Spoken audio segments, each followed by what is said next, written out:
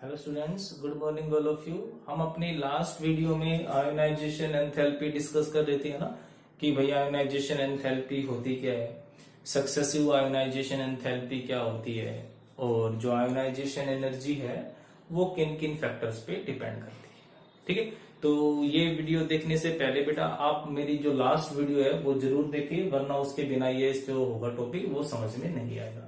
आज जो हम डिस्कस कर रहे हैं वो है variation in ionization enthalpy. Variation मतलब जानते हो चेंजेस, कि आयोनाइजेशन एंथैल्पी में चेंजेस कैसे नजर आते हैं। ठीक है, तो वो जो चेंजेस हमने पढ़ना है, जो डिस्कस करना है, वो चेंजेस हम डिस्कस करेंगे कि जब हम अलोंग द पीरियड मूव कर रहे हैं, जब हम अलोंग द ग्रुप की तरफ आ रहे हैं, कि मतलब कि जब हम लेफ्ट टू राइट जा रहे हैं तब जो आयोनाइजेशन एंथैल्पी डिक्रीज होगी कि इंक्रीज होगी। जब हम टॉप से बॉटम की तरफ आ रहे हैं तब उसके अंदर क्या चेंज आएगा। तो हमारा सबसे फर्स्ट है, हम बात कर लेते हैं अलोंग द पीरियड। ठीक है, तो अब हमें ये बहुत अच्छे से पता है कि जब हम अलोंग द पीरियड मूव करते हैं तब एक तो साइज है ना, जो साइज है वो रेगुलरली डिक्रीज होता है क्योंकि न्यूक्लियर चार्ज बढ़ता है। दूसरी चीज, न्यूक्लियर चार्ज वो इंक्रीज हो ही रहा है। तो जब न्यूक्लियर चार्ज बढ़ेगा तो अट्रैक्शन बढ़ेगा, और अट्रैक्शन बढ़ने से वो उस इलेक्ट्रॉन को निकालना मुश्किल हो जाएगा, मतलब आयोनाइजेशन एंथैल्पी इंक्रीज हो गई। दूसरी चीज, साइज डिक्रीज हो रहा है, तो साइज डिक्रीज होने का फिर से भाई मतलब हुआ कि आउटर मोस्ट इलेक्ट्रॉन और न्यूक्लियस नजदीक आए, और न्यूक्लियस का जो इफेक्ट है, जो फोर्स है, वो आउटर मोस्ट इलेक्ट्रॉन पे बहुत ज्यादा हो जाएगा, और फिर से वही बात कि इलेक्ट्रॉन को रिमूव करवाना बहुत ज्यादा मुश्किल हो जाएगा। तो समझ में कि दो फैक्टर हैं, दोनों ही फेवरेबल हैं। कौन कौन से? एक तो एटॉमिक रेडियाई का डिक्रीज होना और दूसरा न्यूक्लियर चार्ज का इंक्रीज होना। तो मैं कह सकता हूं ना कि as we move along the period, the ionisation enthalpy regularly increases।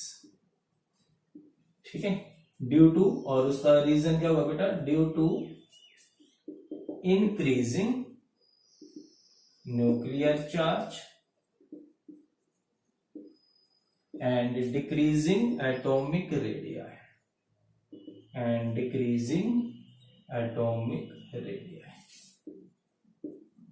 ठीक है, इससे क्या होगा?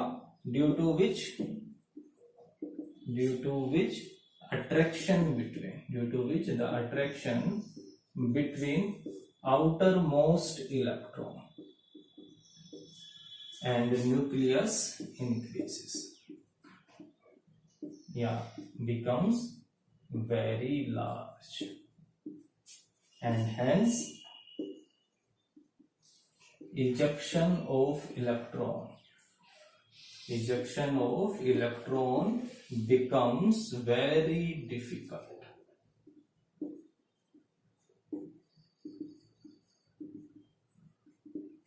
आई बात समझ में? तो ये हो गया, बट ये जर्नल बिहेवियर है। इसके अलावा भी कुछ बेटा एक्सेप्शंस हमें नजर आते हैं। हम बात अभी सिर्फ किसकी कर रहे हैं? रिप्रेजेंटेटिव एलिमेंट, मतलब एस और पी ब्लॉक एलिमेंट्स की बात कर रहे हैं, और यहाँ पर कॉमन बिहेवियर पढ़ रहे हैं। डी और एफ की जो बात है वो हम 12th क्लास में हायर क्लासेस में पढ़ लेंगे। तो जब हम नॉर्मली बात कर रहे हैं तो हम बात कर लेते हैं कुछ एक्सेप्शंस की। ठीक है, तो जो इर्रेगुलरिटीज आती हैं, irregularities in ionization enthalpy, irregularities in ionization enthalpy, कि भाई जो आयोनाइजेशन एंथैल्पी हमने क्या को दिया कि भाई लेफ्ट टू राइट या अलोंग द पीरियड इंक्रीज होती है। तो क्या ये बात सही है? हमेशा ऐसा होता भी है, मतलब कि वहां पर कोई भी ऐसी इरेगुलरिटी नहीं है। तो हम उन इरेगुलरिटी की बात कर रहे हैं। तो जो फर्स्ट इरेगुलरिटी है वो है बेटा बेरिलियम टू बोरोन। मतलब कहने के लिए बेरिलियम है, बट एक्चुअल में बेरिलियम पूरे सेकंड ग्रुप को रिप्रेजेंट कर रहा है, और जो बोरोन है वो पूरी बोरोन फैमिली मतलब कि ग्रुप 13 को रिप्रेजेंट कर रहा है। तो जब हम बेरिलियम से बोरोन की तरफ जब हम मूव करेंगे तब वहां पर क्या होगा, उनकी आयोनाइजेशन एंथैल्पी में किस तरीके का वेरिएशन होगा। तो अब मुझे पता है कि जब बेरिलियम से बोरोन पे जाऊंगा तो साइज डिक्रीज हो रहा है ना, साइज डिक्रीज हो रहा है, नंबर ऑफ प्रोटॉन्स भी बढ़ रहे हैं। तो उसके अकॉर्डिंग क्या होना चाहिए था कि भाई बोरोन की आयोनाइजेशन एनर्जी ज्यादा होनी चाहिए, बट एक्सेप्शनली वो आयोनाइजेशन एनर्जी बेरिलियम की ज्यादा हो जाती है ना। मतलब कि जो हम कॉमन बिहेवियर पढ़ रहे थे उससे बिल्कुल अलग हो गया। तो उसका क्या रीजन होगा? तो क्या कहते हैं कि जो बोरोन है या बोरोन फैमिली है, ठीक है, मैं सिंपल बोरोन की बात कर रहा हूं, बट है एक्चुअल में ये पूरी फैमिली के लिए। तो boron has smaller atomic radii, has smaller atomic radii and also larger nuclear charge. Nuclear charge मतलब समझते ही हो, number of proton, but it has lower ionization energy, but it has lower ionization enthalpy than किससे बेटा? Beryllium से। ठीक है, जो हमें मतलब कि ये कह सकते हो कि अगर हम ये लॉजिक नहीं पढ़ते तो शायद हम एग्जाम में गलत कर देते हैं, है ना। तो जो केमिस्ट्री के एक्सेप्शंस है बिल्कुल अपोजिट ही काम करते हैं। तो उसका रीजन क्या होगा? तो सिंपल सी बात है, ठीक है। अब इसका रीजन क्या है? तो कहता है कि इन केस ऑफ बेरिलियम, पहली बात तो ये कि भाई इसका जो सेकंड एस है, 2s है या NS है, वो कंप्लीटली फिल होता है। तो कंप्लीटली फिल कुछ एक्स्ट्रा स्टेबिलिटी उसको प्रोवाइड करता है, ठीक है। तो कहेंगे कि in case of beryllium last, ठीक है, the last electron is present in s orbital, while in case of boron last या valence electron present in p orbital, ठीक है। we know that, हमें क्या पता है, for same cell, अगर मैं बात करूं सेम सेल की, then s electrons has more penetration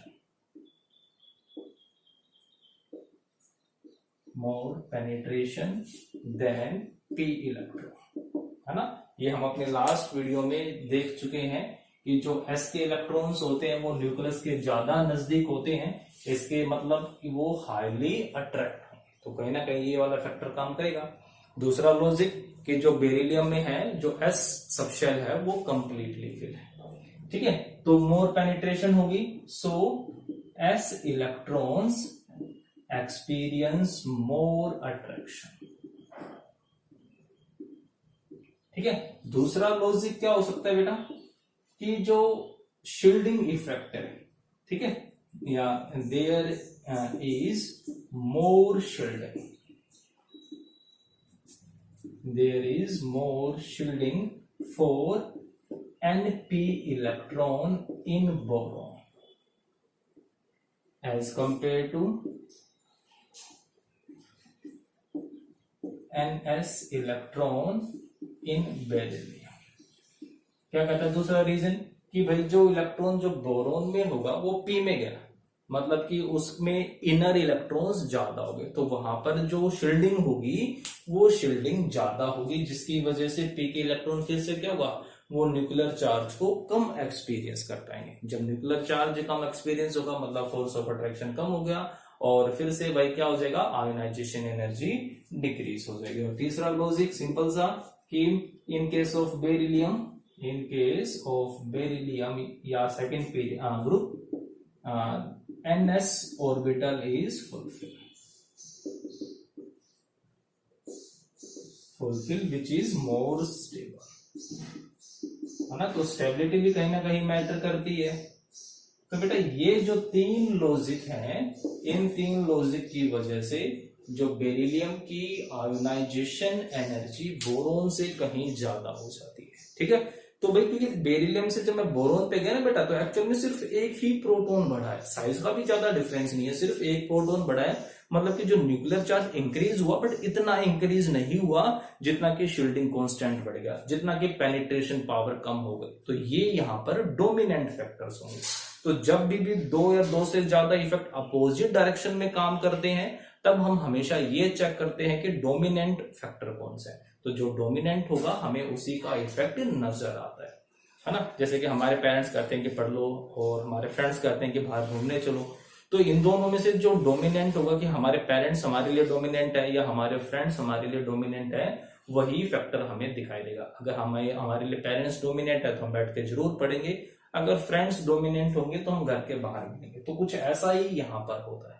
तो जो डोमिनेंट फैक्टर हो गया, पेनिट्रेशन पावर हो गई, शील्डिंग इफेक्ट हो गया और वो स्टेबिलिटी हो गई। क्लियर है? तो ध्यान रखना। सेकेंड जो एक्सेप्शन है, इररेगुलरिटी आती है, वो आती है बेटा नाइट्रोजन एंड ऑक्सीजन।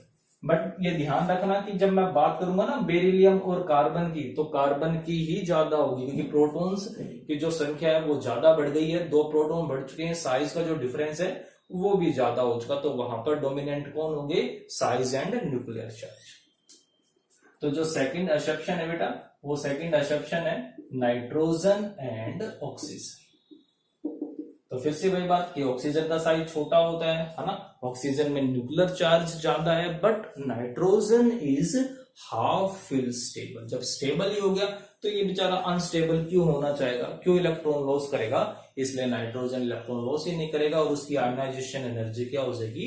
बहुत ज्यादा हो जाएगी। ठीक है, तो लिख सकते हैं हम कि oxygen has smaller atomic radii, has smaller atomic radii and higher nuclear charge. Higher nuclear charge, but it has lower ionization enthalpy than nitrogen. ठीक है, फिर भी इसकी आयोनाइजेशन एंथैल्पी नाइट्रोजन से कम होती है, या ये कह लो कि ऑक्सीजन की तो जितनी होनी चाहिए थी उतनी ही है, बट एक स्टेप कौन आगे बढ़ गया? नाइट्रोजन एक स्टेप आगे बढ़ गया। और उसका लॉजिक क्या था? Due to half fill stable configuration. तो क्या लिखूंगा कि जो नाइट्रोजन होता है, nitrogen has larger ionisation energy enthalpy than oxygen due to its extra stability of half filled electronic configuration.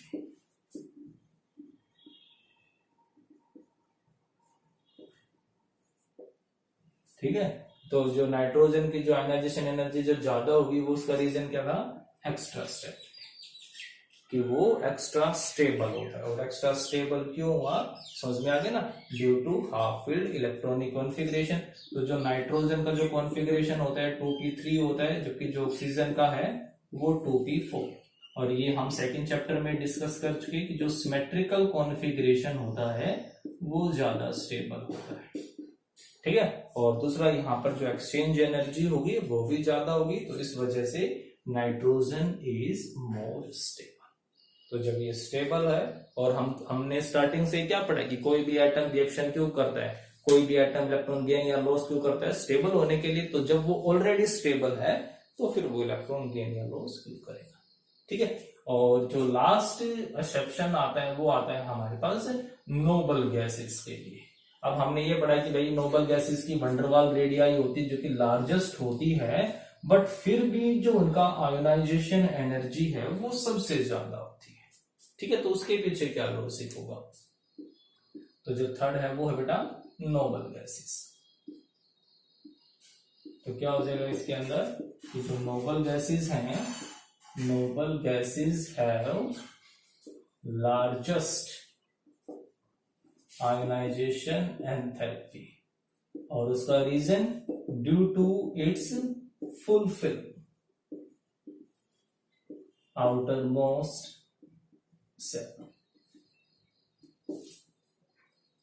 और electronic configuration, stable electronic configuration, है ना। भी हम जो सभी को एक्सप्लेन करते हैं कि भाई ये रिएक्शन क्यों कर रहा है, ये रिएक्शन क्यों नहीं कर रहा है, तो नोबल गैसेस के साथ ही कंपेयर करके बताते हैं ना। तो क्या था कि जो नोबल गैस है बिल्कुल स्टेबल हो चुकी, तो स्टेबल होने की वजह से कि किसी भी एंगल में ये इलेक्ट्रॉन को लॉस नहीं करना चाहिए। ठीक है, तो कभी भी ये इलेक्ट्रॉन लॉस नहीं करती है, मतलब करेंगी तो बहुत ज्यादा आयोनाइजेशन एनर्जी की रिक्वायरमेंट होगी। तो ध्यान रह जाएगा ना ये कि नोबल गैसेज होंगी, उनमें सबसे लार्जेस्ट पूरी पीरियोडिक टेबल में जो नोबल गैसेज ही हैं उनकी सबसे लार्जेस्ट होती है। तो नेक्स्ट आता है हमारे पास अलोंग द ग्रुप। जब हम टॉप से बॉटम की तरफ आएंगे तब आयोनाइजेशन एनर्जी में क्या वेरिएशंस होंगे जब हम अलोंग द ग्रुप मूव करेंगे। ठीक है, along the top to bottom जब हम आते हैं तब आयोनाइजेशन एनर्जी में जो वेरिएशन होगा वो कैसे होगा। तो सिंपली कहते हैं कि on moving down the group, on moving down the group क्या होगा बेटा, द एटॉमिक रेडियाई इंक्रीजेस है ना। दूसरा शील्डिंग कांस्टेंट आल्सो इंक्रीजेस या shielding effect also increases, and due to this outermost electrons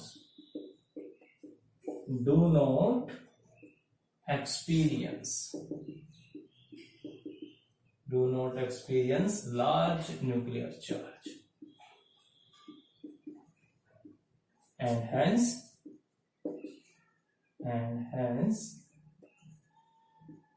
their removal becomes easy। और जो उनका रिमूवल है वो बहुत इजी हो जाएगा, मतलब कि वो इजीली रिमूव हो जाएंगे। ठीक है, तो जब हम डाउन द ग्रुप आएगा तो बिल्कुल सिंपल सा लॉजिक है कि साइज जो होगा वो रेगुलरली बढ़ेगा। जब साइज बढ़ेगा तो इजेक्शन ऑफ इलेक्ट्रॉन होगा वो इजीली हो जाएगा, आराम से जो इलेक्ट्रॉन होंगे वो बाहर आ जाते हैं। ठीक है, बट इसमें भी कुछ एक्सेप्शंस हैं, इररेगुलरिटीज हैं। ठीक है, तो वो जो इररेगुलरिटी है सिर्फ कुछ एक केसेस में ही है।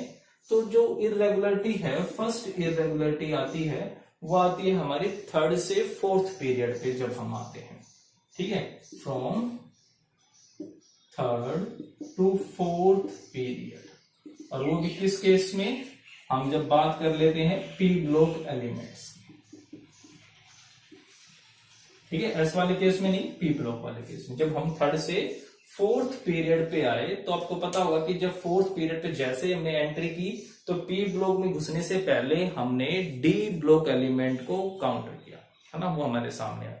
तो डी का जो शील्डिंग इफेक्ट होता है, जो शील्डिंग पावर होती है वो बहुत ही कम होती है। मतलब कि 4p से पहले 3d आ जाएगा और 3d की जो शील्डिंग पावर होती है वो बहुत ही कम होती है। मतलब क्या हुआ कि जो 4p के इलेक्ट्रॉन्स हैं वो बहुत ही ज्यादा न्यूक्लियर चार्ज को एक्सपीरियंस करेंगे, और ज्यादा न्यूक्लियर चार्ज एक्सपीरियंस करने की वजह से न्यूक्लियस का उनके ऊपर जो इफेक्ट होगा वो ज्यादा होगा, और इस वजह से जो इजेक्शन ऑफ इलेक्ट्रॉन होगा वो ज्यादा होगा। तो अगर मैं बात करूं बोरोन फैमिली की, एल्यूमिनियम और gallium, aluminium place in third period while gallium is place in fourth period, then due to poor shielding effect gallium has higher ionisation energy. ठीक है, बट फिर जैसे जैसे हम डी से दूर होते जाएंगे तो ये इफेक्ट थोड़ा सा कम होगा, बट फिर भी थर्ड और फोर्थ पीरियड की जो आयोनाइजेशन एनर्जी का जो डिफरेंस होगा वो एकदम से बहुत कम हो जाता है। मतलब कि जैसे मैं फर्स्ट से सेकंड पीरियड पे आया, सेकंड से थर्ड पीरियड पे आया, तब आयोनाइजेशन एनर्जी बहुत कम हो जाती है। ठीक है, जो डिफरेंस होगा वो ज्यादा होता है। बट जैसे थर्ड से फोर्थ पे आएगा तब उनकी आयोनाइजेशन एनर्जी कंपेरेबल सी हो जाती है। But in case of boron family fourth period की आयोनाइजेशन एनर्जी थर्ड वाले से ज्यादा हो जाती है। ठीक है, तो समझ में आया ना क्या होगा। तो लिख सकता हूं मैं कि the ionisation energy of third and fourth period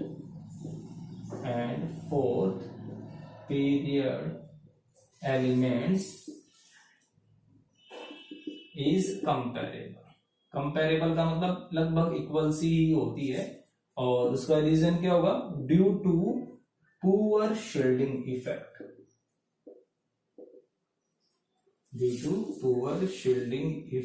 of 3d electrons. जो 3d इलेक्ट्रॉन्स है बेटा उनका जो शील्डिंग इफेक्ट होगा वो क्या होता है, बहुत ही पुअर होता है। 3D इलेक्ट्रॉन्स की जो शील्डिंग पावर होगी वो क्या होगी, बहुत ही कम हो जाएगी। ठीक है, तो जो जब थर्ड पीरियड से मैं फोर्थ पीरियड पे आया तो साइज बढ़ने की वजह से आयोनाइजेशन एनर्जी जितनी कम हुई वो वीक शील्डिंग इफेक्ट की वजह से उतनी ही बढ़ जाती है, मतलब कि लगभग इक्वल सी हो जाती है। ठीक है, and due to poor shielding effect of 3D electron which compensates, compensate का मतलब कह सकते हो बैलेंस करना, which compensate the increase in size, compensate the decrease in ionization enthalpy by increase in size। कहता है कि जो साइज के बढ़ने से जो आयोनाइजेशन एंथैल्पी में जो डिक्रीमेंट हुआ था ना, वो डिक्रीमेंट कंपनसेट हो गया पुअर शील्डिंग इफेक्ट की वजह से। ठीक है, दैट्स व्हाई, और इसी वजह से gallium has higher ionisation enthalpy than aluminium. ठीक है, ध्यान रखोगे चीज आप, ये बहुत इंपॉर्टेंट है। दूसरा आता है कि जब हम आते हैं 5th to 6th period, from 5th to 6th period, तो यहां पर भी क्या होगा कि जो 5th और 6th पीरियड की जो आयोनाइजेशन एंथैल्पी होती है वो आयोनाइजेशन एंथैल्पी भी क्या होती है बेटा, कंपेरेबल होती है, इक्वल सी होती है। और उसका सिंपल सा लॉजिक क्या होगा कि 6th पीरियड में किसकी एंट्री होगी, एफ इलेक्ट्रॉन्स की, और एफ इलेक्ट्रॉन का तो जो शील्डिंग पावर है वो और भी ज्यादा वीक हो गई है ना, तो comparable due to poor shielding effect of, due to poor shielding effect of F electrons present in 6th period. ठीक है, तो 6th पीरियड में जो एफ इलेक्ट्रॉन्स आए उनके पुअर शील्डिंग इफेक्ट की वजह से जो साइज बढ़ने की वजह से आयोनाइजेशन एंथैल्पी कम हुई थी वो क्या होगी बेटा, वो कंपनसेट हो गई। ठीक है, जितना हो जाएगा तो ये आप अच्छे से करना। ये हमारे आयोनाइजेशन एंथैल्पी थी, इनके ऊपर जो क्वेश्चंस है वो हम सारे डिस्कस करेंगे जो लास्ट ईयर आईआईटी और नीट में पूछे गए हैं पहले, बट हम पहले ये टॉपिक टू टॉपिक रिवाइज कर लेते हैं। ठीक है, तो आप इनको अच्छे से पढ़ना, फिर भी कोई डाउट हो तो मुझसे पूछ सकते हो। Okay, thank you.